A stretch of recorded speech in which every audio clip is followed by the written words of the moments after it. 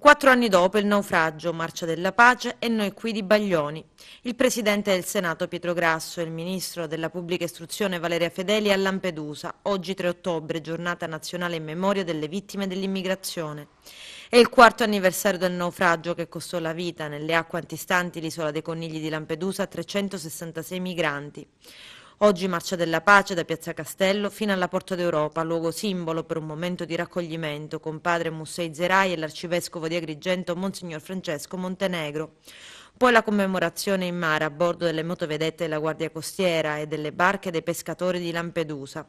In conclusione alla stazione marittima Cavallo Bianco noi qui il concerto di Claudio Baglioni, eccezionalmente accompagnato dalla banda della Polizia di Stato con il coro Giuseppe Verdi di Roma e Paola Saluzzi. L'amore per una terra, i suoi abitanti e lo spirito di pace e accoglienza che da sempre li contraddistingue e la voglia di condividere emozioni insieme a quella gente, simbolo di soccorso e ospitalità. È con questo spirito che la Fondazione Oscia Ollus e il Comune di Lampedusa e Linose, insieme a Claudio Baglioni, danno vita al concerto.